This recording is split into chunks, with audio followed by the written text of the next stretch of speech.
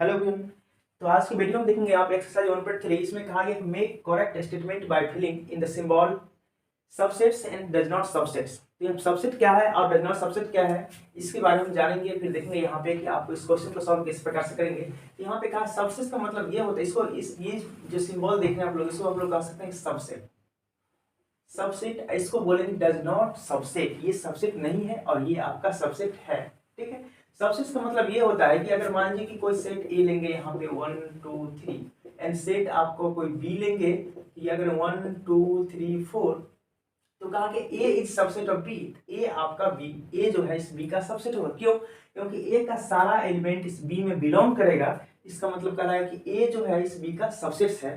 तो यहाँ पर देखिए क्वेश्चन नंबर फर्स्ट कहा गया इसमें कि 2 3 4 1 2 3 4 5 ये इसका सबसेट होगा। तो यहाँ पे होगा। क्यों सबसेट होगा? सबसेट होने का मतलब ये है कि ये जो आपका लेफ्ट साइड का जितना ये सेट है, इस सेट के सारा एलिमेंट राइट साइड के सेट में बिलोंग करता है। यहाँ पे 2 3 4, यहाँ पे 2 3 4, इसके एक्स्ट्रा जो भी हो, इसका जितना भी एलिमेंट है वो सारा एलिमेंट इसमें बिलोंग करेगा। तो ये क्या कहलाएगा? आपका सबसेट्स कहलाएगा। ठीक है, यहाँ पे कहा एबीसी।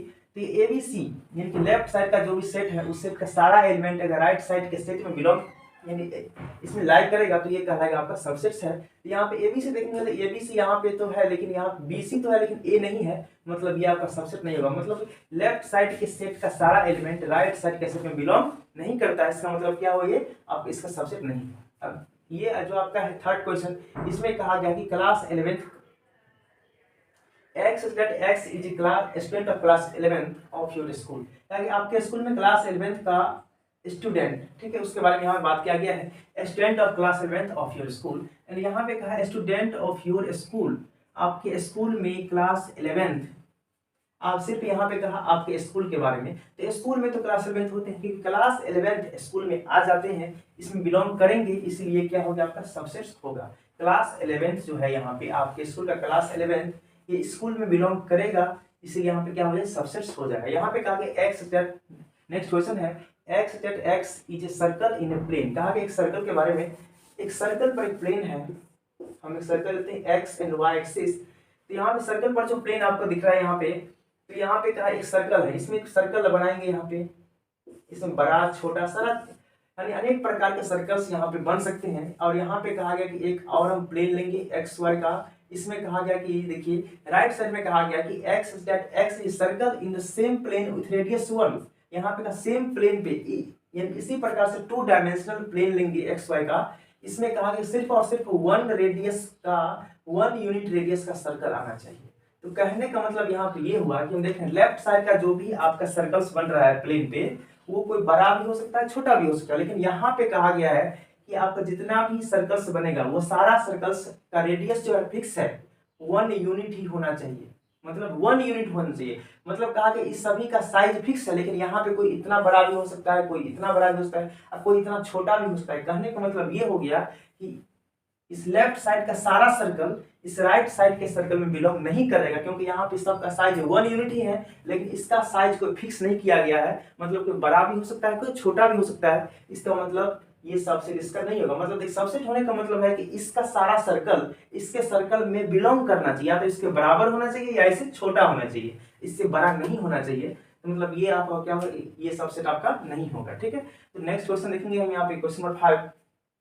कहा गया X that X a triangle in a plane. कहा गया इसी प्रकार से प्लेन में एक ट्रायंगल के बारे में बात किया गया है, और यहाँ पे एक रेक्टेंगल के बारे में बात किया गया है। यहाँ पे देखिए कि ये कभी भी ट्रायंगल और रेक्टेंगल के बारे में अगर बात किया गया है तो ये सबसेट नहीं होगा, क्योंकि यहाँ पे देखिए ये सारा ट्रायंगल, ये सभी ट्रायंगल्स इस रेक्टेंगल में बिलोंग नहीं कर सकता है, क्योंकि इसमें आपको 4 साइड्स होते हैं, इसमें आपको 3 साइड्स है, ये तो आपका सबसेट होगा ही नहीं।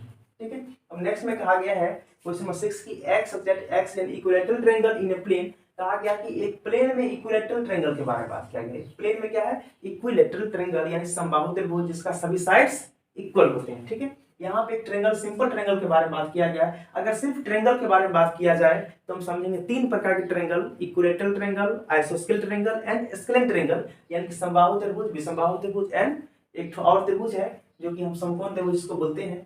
ठीक है, ये तीनों प्रकार के त्रिभुज इसमें बिलोंग करेगा। तो कहने का मतलब यहाँ पे देखिए एक हम प्लेन पे ट्रायंगल ड्रॉ करते हैं। This is X axis and Y axis, ये आपका एक्स एंड वाई एक्सिस हो गया। और देखिए यहाँ पे कहा गया है कि एक आपको सिर्फ और सिर्फ इधर आपको सिर्फ क्या होगा, इक्विलैटरल ट्रायंगल, मतलब एक ऐसा ट्रायंगल बनाना है जिस सभी का साइज क्या होगा, सभी का साइड्स सेम होगा। इधर सिर्फ इक्विलैटरल ट्रायंगल है और यहाँ पे मान लीजिए तीन प्रकार के ट्रायंगल है, इक्विलैटरल भी हो गया, मान लीजिए इक्विलैटरल ट्रायंगल हो गया, आइसोस्केलेन ट्रायंगल हो गया और एस्केलेन ट्रायंगल भी हो गया। और यहाँ पे सिर्फ है आपका इक्विलैटरल ट्रायंगल। तो क्या इक्विलैटरल ट्रायंगल इस तीनों ट्रायंगल में बिलोंग नहीं करेगा?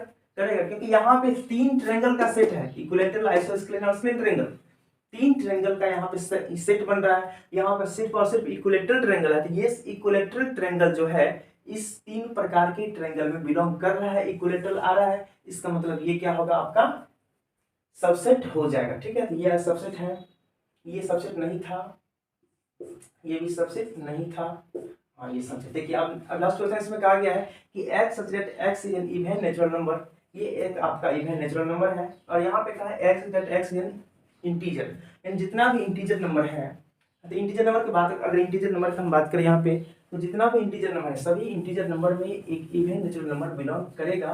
किस प्रकार से करेगा हम देखते हैं। यहाँ पे एक नंबर ले बनाते हैं, जीरो नेगेटिव और इधर बढ़ते रहेगा यहाँ पे, फिर ये आपका +1 हो गया, 2 3 4 इस प्रकार से बढ़ेगा। तो यहाँ पे कहा गया है कि even natural number left side में दिया गया, इवन नेचुरल नंबर क्या सब हो सकता है, आपको 2 4 6 8 इस प्रकार से बढ़ते रहेगा, यहाँ -2 -4 इस प्रकार से बढ़ते रहेगा।